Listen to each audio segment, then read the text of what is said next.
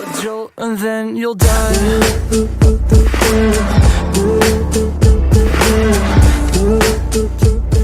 अस्सलामुअलैकुम, मैं हूं बिलाल नुमानी, आपका फ़िज़िक्स मेंटोर। आपका स्वागत है हमारे चैनल फ़िज़िक्स टीवी में।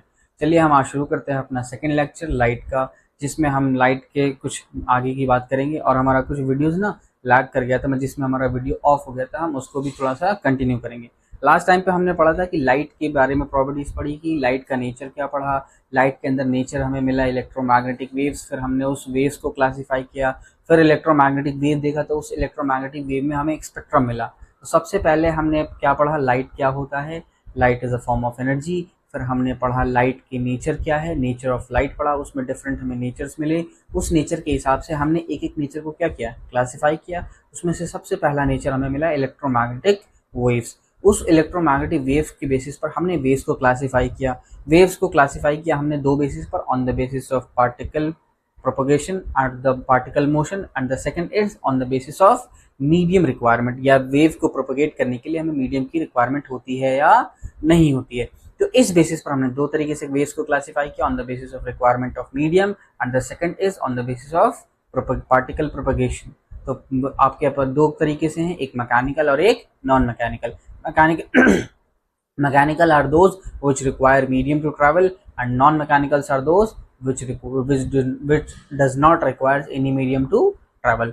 सेम वाइज यहाँ पर पार्टिकल मोशन में, जब आप पार्टिकल के मोशन के बेसिस पर आएंगे तो हमारे पास दो तरीके की वेव मिलेंगी, एक मिलेगा ट्रांसवर्स और दूसरा मिलेगा लॉन्गिट्यूडनल। लॉन्गिट्यूडनल और ट्रांसवर्स वेव क्या है, तो लॉन्गिट्यूडनल वेव, अगर वेव का प्रोपगेशन और आपके पार्टिकल का प्रोपगेशन दोनों कैसे हैं, पैरेलल हैं। दोनों कैसे हैं, पैरेलल। कौन कौन से, particle propagation and wave propagation, दोनों सेम डायरेक्शन में है, ऐसे मोशन को बोला जाएगा या ऐसे वेव को बोला जाएगा आपका कौन सा, लॉन्गिट्यूडनल। ट्रांसवर्स क्या है, if wave is moving this then particle should going this.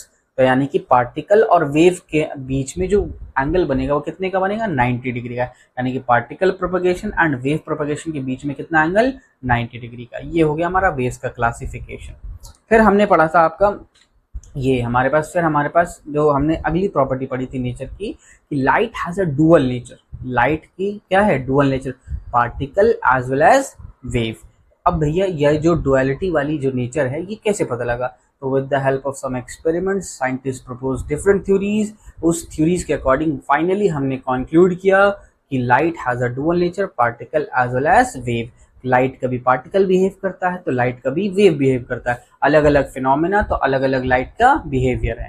तो लाइट जो है कभी वेव, सबसे पहले जो डिस्कवर हुआ था वो वेव हुआ था। वो बताया गया था किसने, हाइजन नामक एक साइंटिस्ट ने बताया कि लाइट इज अ वेव। फिर आए न्यूटन ने बोला कि लाइट इज अ पार्टिकल। फिर आए यंग्स डबल या यंग्स नाम है साइंटिस्ट का, उन्होंने एक एक्सपेरिमेंट किया, यंग्स डबल स्लिट एक्सपेरिमेंट। उस एक्सपेरिमेंट के नतीजे से उनको ये रिजल्ट मिला कि लाइट क्या है, वेव।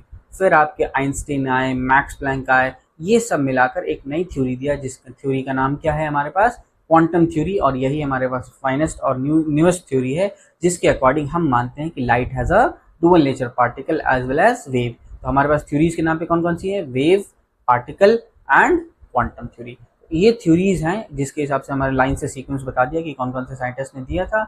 ये थ्योरीज आप स्किप कर सकते हैं, तो मैंने लास्ट टाइम बताया था कि ये इस थ्योरीज को आप क्या कर सकते हैं, स्किप कर सकते हैं। यहीं से हमारा वीडियो तो ना ऑफ हो गया था, पार्टिकल प्रोगेशन यहाँ से ट्रांसवर्स वेव के बाद यहाँ से हमारा वीडियो क्या हो गया था, ऑफ हो गया। तो अब आप समझ लीजिए। तो वेव थ्योरी में बेसिकली क्या था कि जो आपके हाइजन ने बोला कि लाइट जो है वो क्या है, वेव के फॉर्म में ट्रैवल करती है और उस वेव को चाहिए एक मीडियम। तो उन्होंने एक इमेजिनरी मीडियम दिया कि जो आपके इंटायर यूनिवर्स है वो एक इमेजिनरी मीडियम से कवर्ड है, and that medium is known as ether. उस मीडियम का नाम इन्होंने क्या दे दिया, ईथर नाम दे दिया।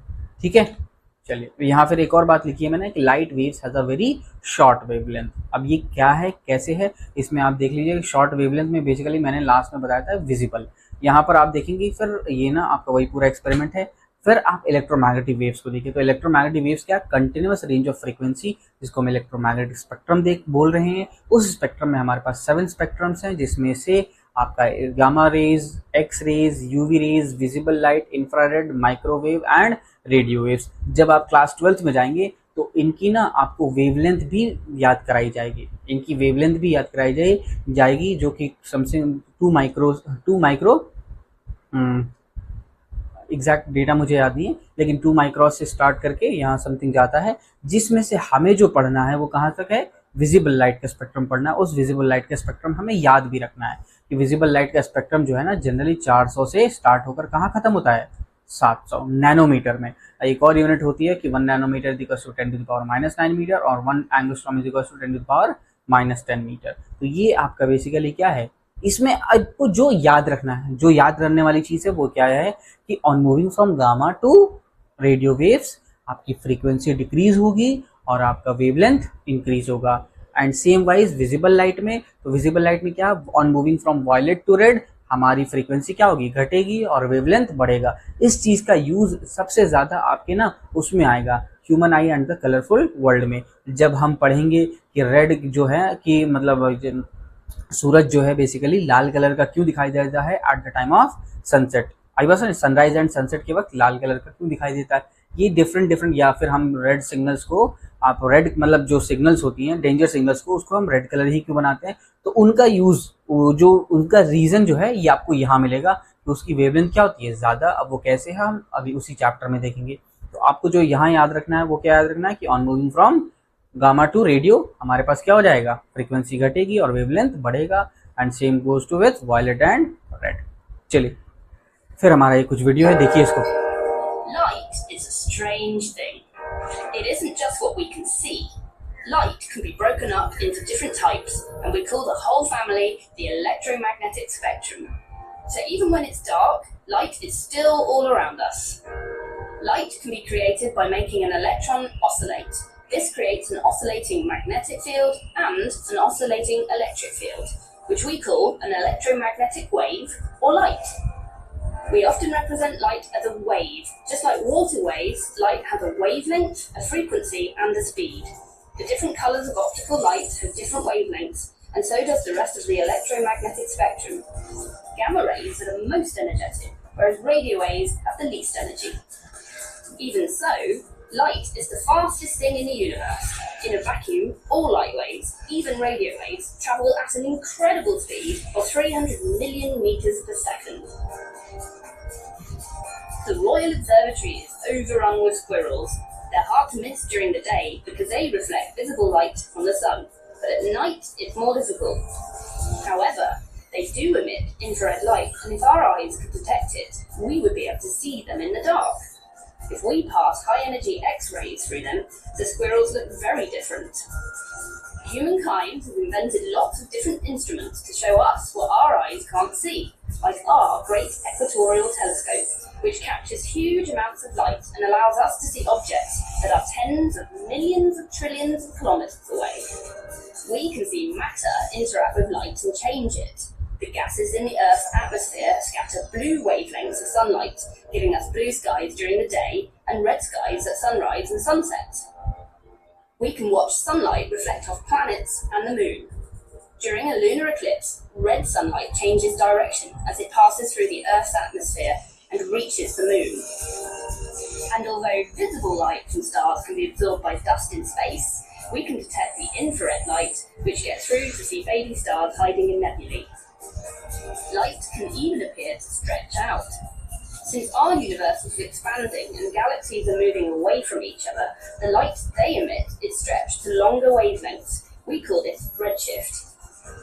Some galaxies are so far away that their light has shifted and stretched from visible to infrared, so we can no longer see them. Stranger still, the universe has unknown amounts of dark matter and bizarre black holes. So even if we can detect... तो basically यहाँ पर हमने क्या पढ़ा, अभी जो light की properties हमने पढ़ी उसी वही सेम टू सेम हमने बस एनिमेटेड वे में देखा कि वीडियोस के फॉर्म में देखा कि लाइट क्या है, लाइट की स्पीड क्या है, नेचर क्या है। अब आइए जो हमने थ्योरीज देखा था उस थ्योरीज को भी हम थोड़ा सा वीडियोस के फॉर्म में देख लेते हैं।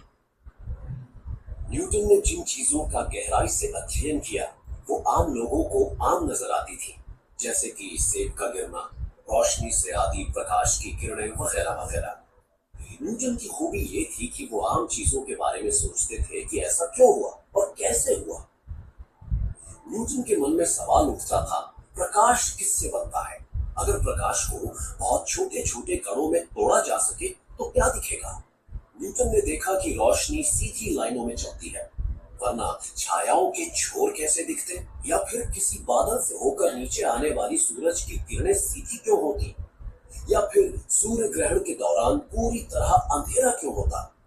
इन सब बातों से न्यूटन को लगने लगा कि प्रकाश में जरूर कणों की एक धारा होगी। वो उन्हें कॉर्पस्कल्स कहते थे। उनके मुताबिक प्रकाश की कोई किरण उन गोलियों की तरह है जो सीधी आंख के रेटिना पर हमला करती है।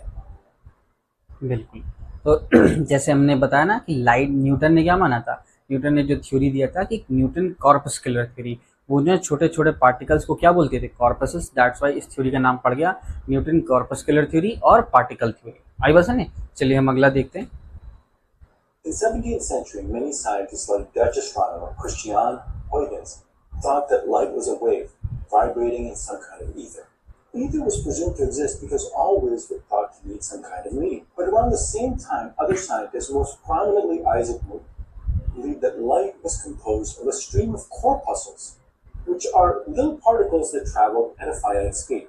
About 100 years later, in 1801, Thomas Young's double-slit experiment seemed to show that light must be a wave, because when a beam of light was split through a double slit, the resulting overlapping beams of light created an interference pattern. This phenomenon could only be explained if light was a wave. However, about 100 years after Young's experiment and 200 years after Newton's corpuscular theory, none other than Albert Einstein showed that, wave behavior or not, light must come in discrete packets of energy, which today we call photons. Photons. ठीक है, तो यहाँ पर आपकी discoveries है कि कैसे पता लगा कि light has a dual nature, particle as well as wave. तो इसमें मैक्स प्लैंक के बारे में नहीं बताया गया है, तो मैक्स प्लैंक का भी एक रोल है। Albert Einstein plus Max Planck, सब ने, दो तीन साइंटिस्ट ने मिलकर एक क्वांटम थ्योरी दिया था। उस क्वांटम थ्योरी के अंदर उन्होंने ये बोला कि जो आपके लाइट आ रही है वो in the form of discrete packets आ रही है, एंड दैट डिस्क्रीट पैकेट्स या energy packets is known as photons. आई बस नहीं। चलिए हम लास्ट टाइम हमने बात किया था कि अगर फॉर एग्जांपल अगर कोई ऑब्जेक्ट है, ये कार ही समझ लीजिए, एक कार है जो कि अर्थ से 100 किलोमीटर पर आवर की स्पीड से जा रही है, तो उसको सन पर पहुंचने के लिए कितना समय लगेगा, 171.2 ईयर्स। अगर वही सन से जो लाइट आ रही है उसकी स्पीड हमें पता है, दैट इज 3 × 10⁸, तो उसका जो टाइमिंग है वो कितना है, 8 मिनट 20 सेकेंड्स, या फिर 8.20 मिनट्स आप बोल सकते हैं। आई बस ये कुछ नहीं है, केवल फैक्चुअल बातें हैं, तो इसको याद रखिएगा। ठीक है, आइए हम बात करते हैं कि बेसिकली अब जो लाइट है, मान लीजिए ऐसा हमने ऑब्जेक्ट्स देखा है कि जिस किसी पर्टिकुलर ऑब्जेक्ट से क्या निकल रहा है, लाइट निकल रहा है। जैसे मेरे सामने बल्ब है तो उस बल्ब से क्या निकल रहा है, लाइट। तो ऐसे ऑब्जेक्ट जिसके अंदर से क्या निकल रहा हो, रोशनी, और कुछ ऐसे ऑब्जेक्ट्स जिससे क्या हो रहा होगा, लाइट और रिफ्लेक्ट हो रहा होता है। इस तरीके से हम ऑब्जेक्ट्स को क्लासिफाई करते हैं दो तरीके से, जिसको हम बोलते हैं, ये सब आप क्लास 8th में पढ़ चुके हैं, जिसमें पहला नाम है ल्यूमिनस एंड नॉन ल्यूमिनस। ठीक है, तो हेडिंग डाल लीजिए, ऑब्जेक्ट्स का क्लासिफिकेशन है, तो पहला है ल्यूमिनस ऑब्जेक्ट।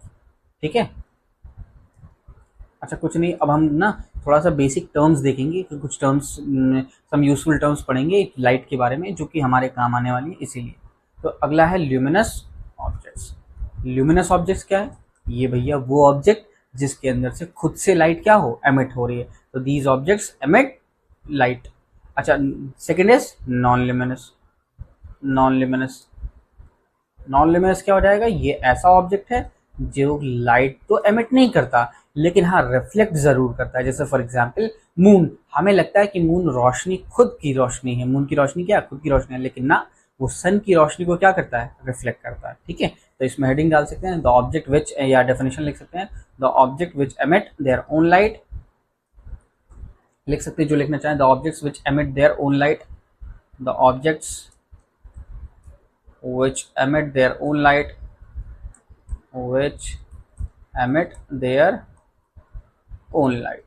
जो अपनी खुद की रोशनी क्या करते हैं, एमिट करते हैं, उसको क्या बोल देंगे, ल्यूमिनस ऑब्जेक्ट। फॉर एग्जांपल सन हो गया, बल्ब हो गया। ठीक है, ये सब क्या होते हैं, खुद की रोशनी क्या करते हैं, एमिट करते हैं। नॉन ल्यूमिनस क्या हो जाएगा, the objects which does not emit their own light but reflects. I was saying, but reflects, the objects which does not emit their own light, which does not emit their own light but reflects. Okay, क्या करेंगे लेकिन, but reflects. Okay, चलिए इतनी सी बात समझ आ रही है पक्का। इसके एग्जांपल्स में क्या हो जाएगा, चेयर हो जाएगा, चेयर हो गया, मून हो गया, आप खुद हो गए, ह्यूमंस हो गए। ह्यूमन भी क्या है, नॉन ल्यूमिनस ऑब्जेक्ट है, it can only reflect, but हाँ ओनली रिफ्लेक्ट भी करेगा और कुछ और भी क्वेश्चन करेगा, वो अभी डिस्कस करेंगे। ये समझ में आया, चलिए इसको उतार लो, फिर हम आगे बढ़ते हैं। ऑन द बेसिस ऑफ, अब जो ऑब्जेक्ट्स की बात करें ना, तो ऑब्जेक्ट्स 3 तरीके के और होते हैं। एक ऐसा ऑब्जेक्ट जो अपने अंदर से कंप्लीट लाइट को क्या करता है, पास ऑन करता है। एक ऐसा ऑब्जेक्ट जो कंप्लीट लाइट को पास ऑन नहीं करता, कुछ पार्शियल लाइट को पास ऑन करता है। एक ऐसा ऑब्जेक्ट जो कुछ भी लाइट को क्या करता है, अपने अंदर से पास होने नहीं देता। इस बेसिस पर हमारे पास क्या है, ऑब्जेक्ट्स 3 तरीके के होते हैं। आपका कौन सा, ट्रांसपेरेंट, ट्रांसलूसेंट एंड ओपेक। चलिए हेडिंग डालिए। तो हमारे पास 3 तरीके के ऑब्जेक्ट्स हैं। पहला है ओपेक, लिखिए हेडिंग डालिए। पहला ऑब्जेक्ट्स में पहला ऑब्जेक्ट है ओपेक ऑब्जेक्ट। तो ओपेक ऑब्जेक्ट क्या कहलाएगा, ओपेक ऑब्जेक्ट वो is the objects which does not pass on the light, मतलब जो अपने अंदर से लाइट को क्या नहीं करने देगा, पास ऑन नहीं करने देगा, ऐसे ऑब्जेक्ट्स क्या बोलेंगे, ओपेक। तो लिख लो, it does not allow, it does not allow any light to pass through them, it does not allow any light to pass through them, अपने अंदर से लाइट को क्या करेगा, ब्लॉक कर देगा। Any light to pass through them, ये क्या करेगा, इट आइदर एब्जॉर्ब्स और रिफ्लेक्ट बैक कर देगा, या तो एब्जॉर्ब कर लेगा या फिर रिफ्लेक्ट बैक कर देगा। ओपेक ऑब्जेक्ट्स क्या करते हैं, या तो वो क्या करेगा, रिफ्लेक्ट कर देगा या फिर एब्जॉर्ब करेगा। एब्जॉर्ब करने की वजह से वो कभी कभी गर्म हो जाता है, ये आपने महसूस किया होगा टेस्ट करके। It either absorbs, it either reflects और एब्जॉर्ब, रिफ्लेक्ट्स और एब्जॉर्ब द लाइट। आई बात सुनी, चलिए नेक्स्ट है हमारे पास ट्रांसपेरेंट, ट्रांसलूसेंट। नेक्स्ट हेडिंग डालिए, ट्रांसलूसेंट। एग्जाम्पल लिखवाने की मेरे हिसाब से ज़रूरत नहीं है, ये सब क्लास 7th to 8th में पढ़ाया जाता है, लेकिन हाँ हम फिर भी देख रहे हैं क्योंकि हम लाइट को बिल्कुल बेसिक से समझना चाह रहे हैं, इसी वजह से मैं ना बहुत बेसिक से स्टार्ट किया है, ठीक है। चलिए भैया आओ, क्या डेफिनेशन रहेगी इसकी, द ऑब्जेक्ट इट इज क्या है यहाँ पर, it allow only some light, it allow यहाँ पर क्या, it does not allow any light, यहाँ क्या हो जाएगा, सम लाइट, ठीक है। तो लिख लो इसको, डेफिनेशन लिखो, it transmits, it transmit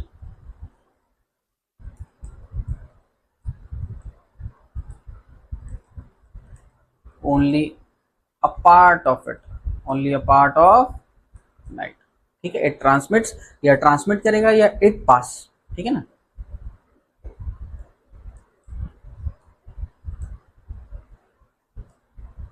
through them, ऐसे ऑब्जेक्ट को क्या बोलते हैं, ट्रांसलूसेंट, ठीक है। Next one is next one is what, transparent.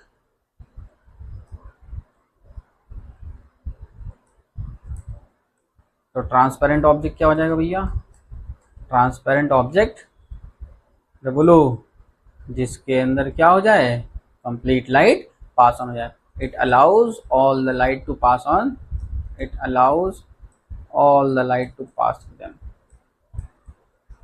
all the light to pass through them, जिनके अंदर से सारी की सारी लाइट क्या हो जाए, पास ऑन हो जाए। ऐसे ऑब्जेक्ट्स को क्या बोलेंगे, ट्रांसपेरेंट। जिनके अंदर से पार्शियल लाइट पास ऑन हो उसको ट्रांसलूसेंट, जिनके अंदर से कंप्लीट लाइट ब्लॉक क्या हो जाए, कंप्लीट लाइट ब्लॉक हो जाए उसको क्या बोलेंगे, ओपेक ऑब्जेक्ट्स। क्लियर है, अरे बोलो पक्का। अब यहाँ आओ बात करते हैं अपने चैप्टर के, हम स्टार्टिंग पर आने वाले हैं। चैप्टर की स्टार्टिंग से पहले हम कुछ थोड़ी सी बात करते हैं। मान लो कि जैसे अगर मैं बोलूँ कि ये एक सरफेस है, अरे ये क्या है, एक सरफेस है। अगर मान लो इस सरफेस पर लाइट आके क्या कर रही है, टकरा रही है।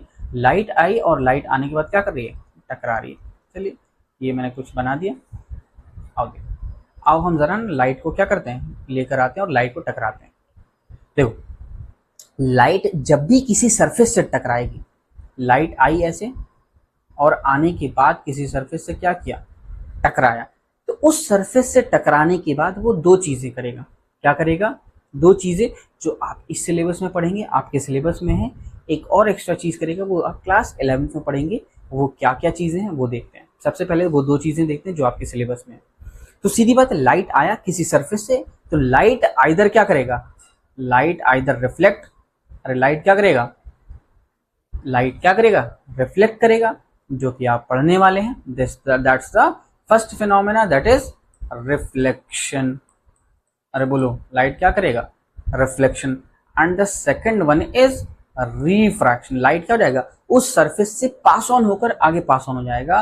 तो that is second phenomena, that is refraction. This is in your syllabus, ये आपके क्लास 10th के सिलेबस में, this is refraction. And some portion of light, some portion of light is what, some portion of light is getting absorbed, some portion is what, getting absorbed. And the third phenomena is known as absorption. Third phenomena is known as what, absorption. तो आपने ये जरूर देखा होगा कि जब भी light किसी सरफेस से टकराती है तो उससे कुछ पोर्शन क्या होता है, लाइट आपका रिफ्लेक्ट हो जाता है, कुछ पोर्शन रिफ्रैक्ट हो जाता है और कुछ पोर्शन क्या हो जाता है, एब्जॉर्ब हो जाता है। जैसे फॉर एग्जांपल, आप जो आपके घर में मिरर है उसके अंदर लाइट जो होता है क्या होता है, कुछ पोर्शन क्या होता है, रिफ्रैक्ट, रिफ्लेक्ट और एब्जॉर्ब, तीनों के तीनों होता है। लेकिन हमारा मेन काम क्या है, हमें जो मिरर चाहिए उसमें क्या होना चाहिए, रिफ्लेक्शन ज्यादा। तो इसी वजह से हम जो बैक वाला पोर्शन है उसको हम क्या कर देते हैं, पॉलिश कर देते हैं, जिसकी वजह से रिफ्रैक्शन क्या हो जाता है, मिनिमाइज। तो उसमें केवल दो चीजें बचती हैं, the one is reflection and the second one is what, absorption. तो अब उसमें भी एब्जॉर्प्शन क्या होता है, कम होता है। हम ऐसे मटेरियल का बनाते हैं कि वो कम लाइट को क्या करे, एब्जॉर्ब करे, ज्यादा से ज्यादा क्या करे, रिफ्लेक्ट बैक करे। लेकिन फिर भी जो शीशा होता है, अगर आप धूप में रख देंगे तो लाइट आएगा, टकराएगा और चला जाएगा, तो शीशा भी हल्का सा ना गर्म हो जाता है। आई बस नहीं, तो ये तीन फिनोमेना है कि जब लाइट किसी भी सरफेस से स्ट्राइक करेगी तो ये तीन फिनोमेना हमेशा होंगे, ये तीन फिनोमेना हमेशा होंगे। कभी कुछ फिनोमेना सबसे ज्यादा होगा, कभी कोई फिनोमेना सबसे ज्यादा होगा, कभी कोई फिनोमेना सबसे ज्यादा।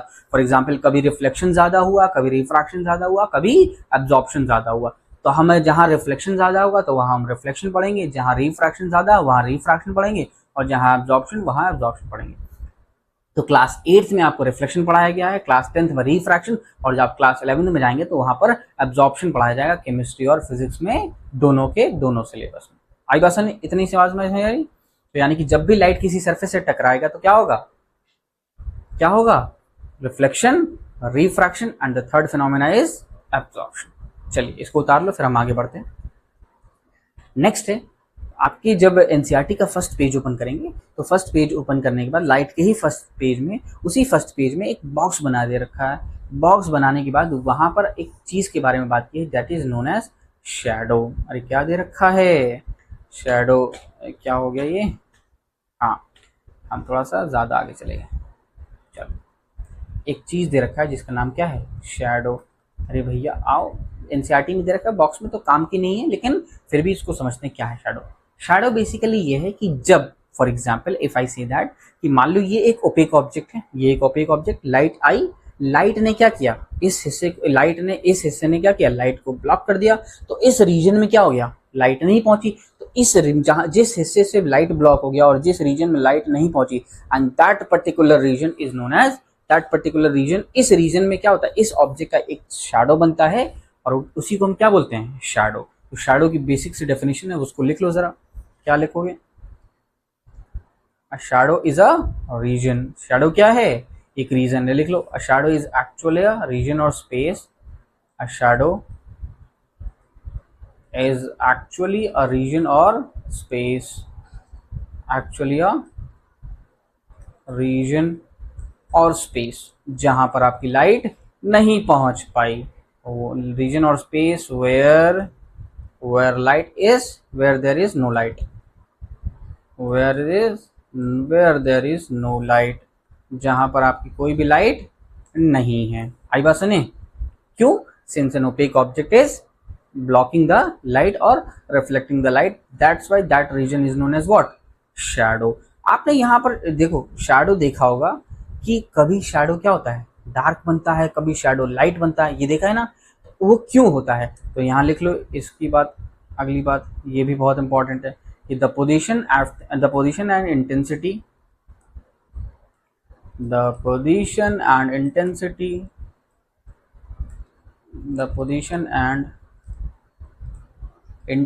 of the source of light,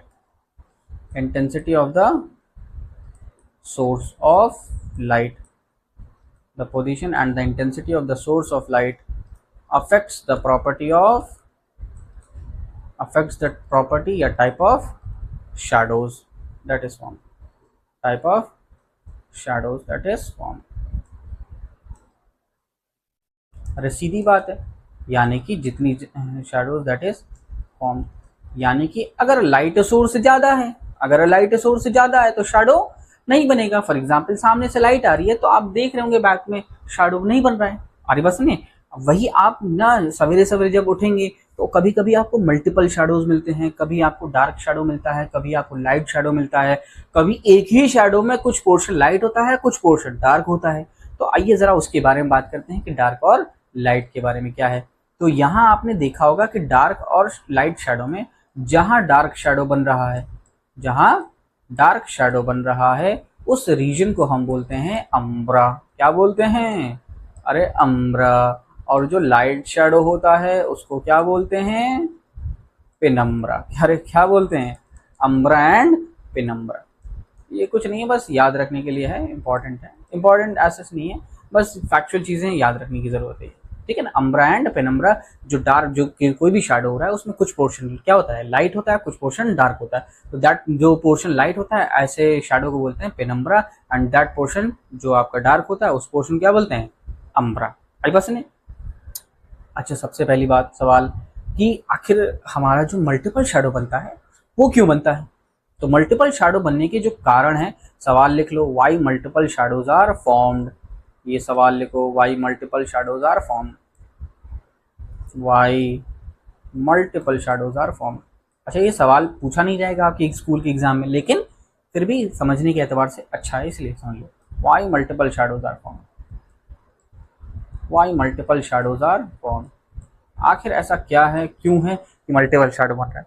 तो मल्टीपल शैडो बनने के लिए बिल्कुल बेसिक सा रीजन, सर ऑब्जेक्ट ज़्यादा है तो अगर ऑब्जेक्ट ज़्यादा तो शैडो भी ज़्यादा, बिल्कुल कॉमन और बेसिक बात। हाँ सही बात है, यानी कि if object is more than one then we can get the more than one shadow, सीधी बात। लेकिन अब मैं ये कह रहा हूँ, क्या ऐसा पॉसिबल है कि एक ही ऑब्जेक्ट और मल्टीपल शैडो।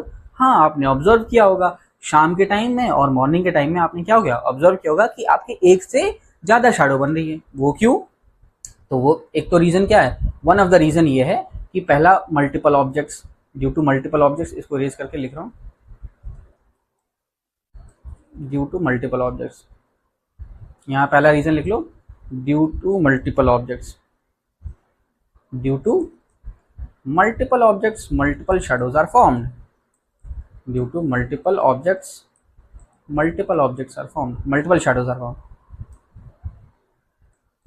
ये तो पहला और कॉमन सेंस का जवाब, क्योंकि सवाल ने क्लियर नहीं किया है कि मल्टीपल शैडोज आर फॉर्म्ड, सवाल ने क्लियर नहीं किया है कि एक ऑब्जेक्ट है या एक से ज्यादा है। तो दैट्स वाई हमें दोनों रीजन देना पड़ेगा कि मल्टीपल ऑब्जेक्ट्स तब भी मल्टीपल शैडो। दूसरा, अगर एक ऑब्जेक्ट है, अगर एक सिंगल ऑब्जेक्ट है तो उस वक्त क्या होगा, तब मल्टीपल लाइट सोर्स होगा। क्या होगा, मल्टीपल लाइट सोर्स होगा। जैसे फॉर एग्जांपल सामने से लाइट आ रही है तो एक पीछे शैडो बनेगी, एक इधर से लाइट आ रही है तो एक इधर शैडो बनेगी, अगर एक इधर से लाइट आ रही है तो एक इधर शैडोज बनेगी। या फिर क्या हो, मल्टीपल ऑब्जेक्ट्स हो या फिर मल्टीपल लाइट सोर्स हो, तब जाके एक से ज्यादा क्या बनती है, शैडो बनती है। तो यहां लिख लो, due to multiple light source. अरे क्या हो जाएगा, due to multiple light source, सीधी और साफ बात, मल्टीपल शैडोज आर फॉर्म्ड। ठीक है, ये क्लियर ना। या तो मल्टीपल ऑब्जेक्ट्स हो तो मल्टीपल शैडोज, या फिर मल्टीपल लाइट सोर्स होगा तब एक ही ऑब्जेक्ट के मल्टीपल शैडोज बन सकते हैं। क्लियर है इतनी सी बात, पक्का। चलो अब इसको उतार लो, फिर हम आगे बढ़ते हैं। अपने चैप्टर की स्टार्टिंग से जस्ट पहले, या मतलब हमारा ना बिल्कुल जो बेसिक बेसिक सी चीज़ें थी ये हमने क्या कर दिया, ख़त्म कर दिया है। अब हमारे पास जो है बचा है, हम चैप्टर की शुरुआत करने से पहले हम आते हैं अपने रिफ्लेक्शन पर। क्या आते हैं? रिफ्लेक्शन पर। तो रिफ्लेक्शन करने से पहले हम ना जान लेते हैं कि जो हमारे पास सरफेस होता है वो सरफेस कितने टाइप का होता है, क्योंकि हमारा जो रिफ्लेक्शन होगा या जो लाइट आके स्ट्राइक करेगी वो किसी सरफेस पर स्ट्राइक करेगी। तो हमारा सरफेस कितने तरीके का हो सकता है? 2 तरीके का। कितने तरीके का? 2 तरीके का। ठीक है, तो पहला कौन सा है? Smooth surface, and the second one is what? Rough surface.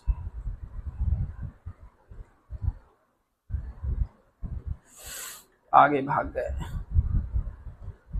And the second one is what? Rough surface.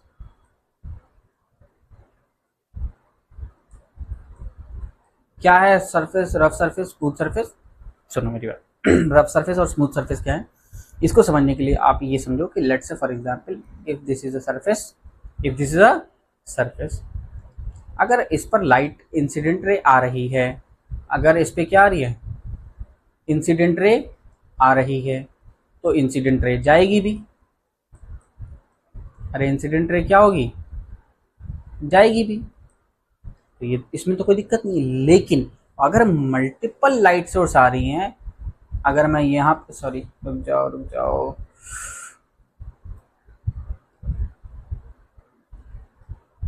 चल ये दिख रहा है?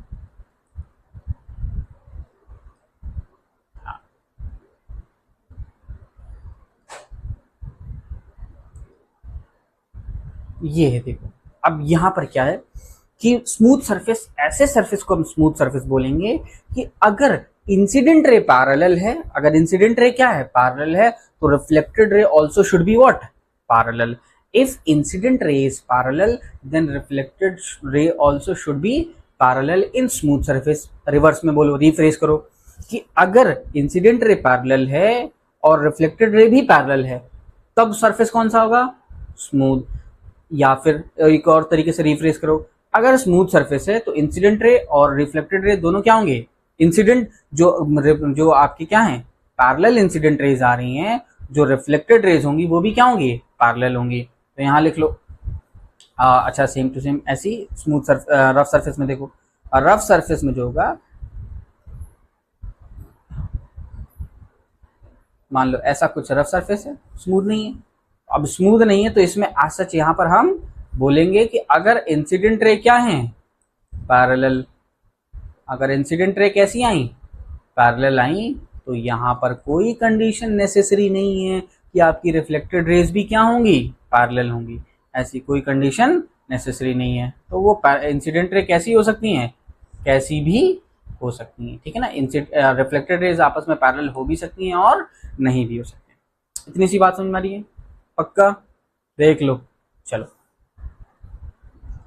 आओ हम बात करते हैं अपने रिफ्लेक्शन की।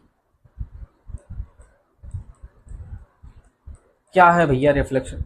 आओ हम चैप्टर की शुरुआत कर रहे हैं। अब ये है हमारा असली, बाकी इससे पहले क्या चल रहा था? सब मजाक चल रहा था। आओ रिफ्लेक्शन की बात करते हैं। क्या है रिफ्लेक्शन? तो रिफ्लेक्शन की बहुत बेसिक से डेफिनेशन है कि अगर क्या हो, लाइट आए, टकराए और टकराने के बाद लौट जाए, ये क्या हो गया? बेसिक सी डेफिनेशन रिफ्लेक्शन, यानी कि bouncing back of light is known as reflection. ये क्लास 8th में पढ़ा होगा। 10th में क्या चीजें हैं? 10th में ये है कि bouncing back of light in the same medium, यानी कि जिस मीडियम से लाइट आ रही है उसी मीडियम से टकरा कर कहाँ चली जाए? वापस उसी मीडियम में चली जाए, उसी को क्या बोलेंगे? रिफ्लेक्शन। अगर उस मीडियम से दूसरे मीडियम में चली जाएगी तो ऐसे फिनोमेना को बोला जाएगा रिफ्रैक्शन। आई बात सुने? तो हम पहले रिफ्लेक्शन समझते हैं। रिफ्लेक्शन की डेफिनेशन लिखो, bouncing back of light in the same medium, bouncing back of light, bouncing back of light in the same medium, in the same medium, इसको हम क्या बोलेंगे? Reflection. For example let's say, चलो ये आपका surface है, ये आपका क्या है, सरफेस है। कि मान लो लाइट आया, हवा से आया और कहाँ चला गया, हवा में ही चला गया, तो ये क्या हो गया, रिफ्लेक्शन हो गया। इसी को क्या बोलेंगे, रिफ्लेक्शन। लाइट आए, टकराए और टकराने के बाद चली जाए, जैसे फॉर एग्जांपल बॉल आए, यहाँ से टकराए और टकराने के बाद ऐसे चली जाए, इसको क्या बोलेंगे हम लोग, रिफ्लेक्शन। इतनी सी बात समझ आ रही है। हेडिंग डालो नेक्स्ट, लॉज ऑफ रिफ्लेक्शन। इसको उतार लो, फिर हेडिंग डालो लॉज ऑफ रिफ्लेक्शन।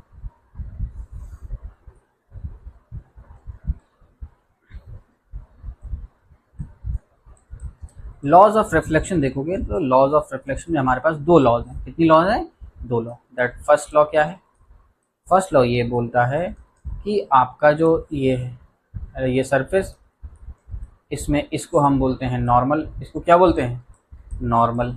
अच्छा, नॉर्मल की डेफिनेशन क्या होगी, the line which is perpendicular to the surface, the line which is perpendicular to the surface.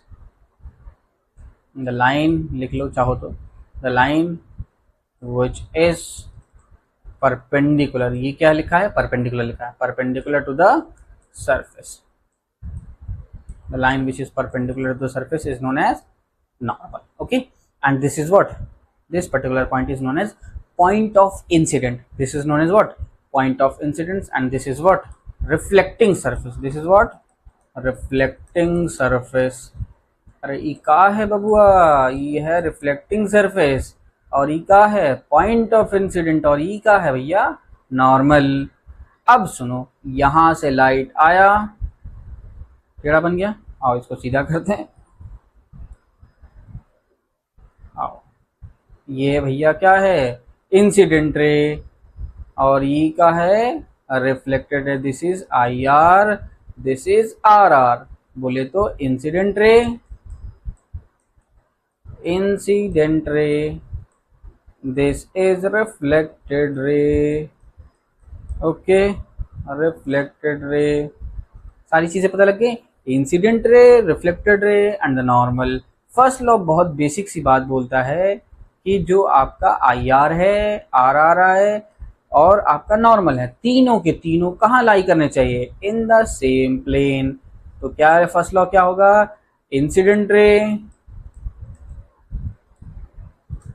Incident ray, comma normal, and reflected ray, and reflected ray, all lie in same plane, all lies in same plane. अरे भैया, ये same plane का क्या मतलब है, same plane का क्या मतलब है, सेम प्लेन का मतलब ये है कि इफ आई से दिस इज एक सरफेस है, जैसे फॉर एग्जांपल मान लो, जैसे ये मान लो ये आपका क्या है, एक प्लेन, तो जो लाइट रहेगी वो इसी प्लेन में रहेगी। जैसे फॉर एग्जांपल मैंने आपको अभी स्क्रीन पर ये बनाया है, तो कभी भी ये ना स्क्रीन को बाहर नहीं निकलेगा, आई बस ना स्क्रीन से बाहर। जैसे फॉर एग्जांपल आप ग्राउंड पर क्या कर दे, बॉल को रोल कर दे, बस वो हवा में ना उछले, वो बॉल क्या ना करे, हवा में ना उछले। तो अगर रोल करके जा रहा है तो उस इसी को क्या बोलेंगे, सेम प्लेन। मतलब ग्राउंड में है तो ग्राउंड में ही रह रहा है, हवा में नहीं जा रहा है, उसको क्या बोलेंगे, सेम प्लेन।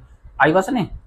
चलो सेकंड लॉ क्या है, सेकंड लॉ और आसान, सेकंड लॉ और आसान। सेकंड लॉ देखो क्या है भैया, सेकंड लॉ है आपका कि ये आपका क्या है, सरफेस, ये आपका क्या हो गया, नॉर्मल, और ये आपका क्या हो गया, इंसिडेंट रे, और ये आपका क्या हो गया, रिफ्लेक्टेड रे।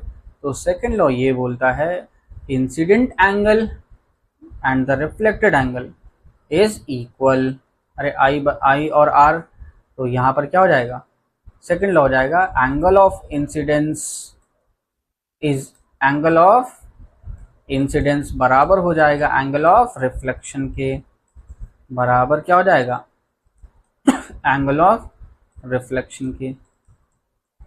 अरे बोलो, यानी कि एंगल आई बराबर एंगल आर, यानी कि एंगल ऑफ इंसिडेंट और बराबर होगा एंगल ऑफ रिफ्लेक्शन के। इतनी सी बात समझ आ रही है। अब सुनो काम की बात, भैया एंगल ऑफ इंसिडेंस किसको कहते हैं, एंगल ऑफ इंसिडेंस किसको कहते हैं। अब देखो यहाँ पर काम की बात, एंगल ऑफ इंसिडेंस कभी कभी ना बच्चे कंफ्यूज कर जाते हैं कि सर एंगल ऑफ इंसिडेंस है कौन सा, कहीं हम ये तो नहीं है। देखो कहीं वो इसको ना एंगल ऑफ इंसिडेंस कंसीडर ना कर ले गलती से। अब सुनो एंगल ऑफ इंसिडेंस क्या है कि the angle which is formed by the incident ray and the normal, angle between incident ray and the normal is known as incident angle. Angle between incident ray and normal, उसको क्या कह लेंगे, incident angle. यानी कि angle between IR and normal is known as incident angle. अब reflected ray angle क्या हो जाएगा, angle between reflected ray and the normal is known as reflected angle. इतनी सी बात है। आपको डेफिनेशन भी लिख सकते हैं कि angle between incident ray and normal is known as incident angle, angle between reflected ray and the normal is known as reflected angle.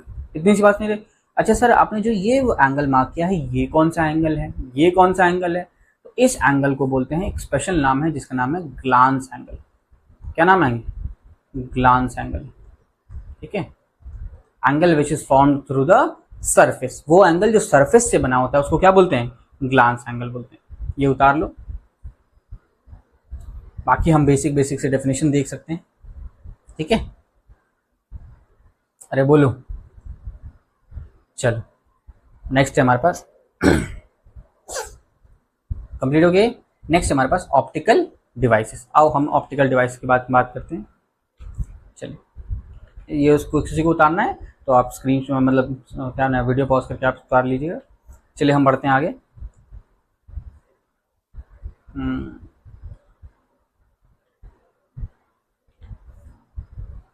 चलिए सुनो भैया, अब क्या है, अब हम देखने वाले हैं यहाँ पर ऑप्टिकल डिवाइसेस।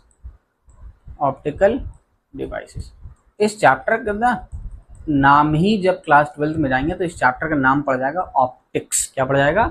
ऑप्टिक्स। तो बेसिकली ऑप्टिक्स जो कि क्या है, ऐसा चैप्टर या ऐसी चीज़ें जो लाइट से रिलेटेड है उनको क्या बोलते हैं? ऑप्टिक्स। दैट्स वाई यहाँ हम क्या पढ़ रहे हैं? Optical devices. ये ऑप्टिकल डिवाइसेस के नाम पर हमें यहाँ जो पढ़ना है, पहला पढ़ना है प्लेन मिरर। क्या पढ़ना है? Plane mirror. And the second one is spherical mirror. Spherical mirror. And the third one is lens. क्या सर ये सिर्फ 3 ही ऑप्टिकल डिवाइसेस हैं? ना ना ना ना, हमारे पास मल्टीपल ऑप्टिकल डिवाइसेस हैं, लेकिन हमें जो पढ़ना है वो इन 3 के बारे में पढ़ना है। हमने प्लेन मिरर क्लास 8th में पढ़ रखा है। आपके सिलेबस में क्या है? स्फेरिकल मिरर है, लेकिन हाँ क्लास 11th के एंट्रेंस के सिलेबस में प्लेन मिरर से भी सवाल आ जाते हैं, इसलिए हम प्लेन मिरर से डिस्कस करते हुए हम आगे बढ़ेंगे। आई बात है? चलो प्लेन मिरर से हम बात करते हैं। उससे पहले हम जो चीज़ें देखते हैं ना, ऑब्जेक्ट और इमेज। अरे क्या देखते हैं? इमेज और ऑब्जेक्ट। तो पहले थोड़ा सा टर्म्स क्लियर कर लेते हैं कि ऑब्जेक्ट क्या है और इमेज क्या है। तो अब हमारे पास क्या है? Object and image. ऑब्जेक्ट तो क्लियर है, सीधी बात है। अब ये ऑब्जेक्ट भी हमारे पास 2 तरीके का हो सकता है। ऐसा ऑब्जेक्ट जो क्या हो, ऐसा ऑब्जेक्ट जो लाइट क्या करे, अपने अंदर से एमिट करे। एक हो जाएगा रियल ऑब्जेक्ट, बता रहा हूँ, एमिट नहीं करता लाइट। एक होगा हमारे पास रियल ऑब्जेक्ट और एक हो जाएगा वर्चुअल ऑब्जेक्ट। आपके सिलेबस में सिर्फ रियल ऑब्जेक्ट है। जब आप क्लास 12th में जाएंगे, ऑप्टिक्स पढ़ेंगे, तो वहाँ पर वर्चुअल ऑब्जेक्ट भी पढ़ेंगे। ऐसी same to same real image and virtual image. Real image and virtual image. Real image and virtual image, ये दोनों काम की चीज़ें हैं। इसको हम डिस्कस करेंगे इंशाल्लाह नेक्स्ट टर्न पे। रियल ऑब्जेक्ट क्या है, रियल इमेज क्या है, वर्चुअल ऑब्जेक्ट क्या है, वर्चुअल इमेज क्या है, ये सारी चीज़ें हम डिस्कस करेंगे। और हम अपना पहला ऑप्टिकल डिवाइस कंप्लीट करेंगे, दैट इज प्लेन मिरर। उसके बाद हम स्फेरिकल मिरर और फिर लेंस पढ़ेंगे। उसी बीच में हमारा एक और टॉपिक आएगा रिफ्रैक्शन का। उसके बाद हमारा ये चैप्टर क्या हो जाएगा, खत्म हो जाएगा इंशाल्लाह। ठीक है, मिलते हैं, सी यू टिल देन, अल्लाह हाफिज़। अपना ध्यान रखिए और अच्छे से पढ़ाई करिए। ठीक है, आपका बोर्ड्स नज़दीक आ रहा है, अभी तक आपके लिए कोशिश किया जा रहा है कि आपके ना वीडियो जल्दी से जल्दी सारे के सारे आ जाएं। तब तक आप अच्छे से खूब पढ़ाई करिए, खूब मेहनत करिए। ठीक है, अल्लाह हाफिज़।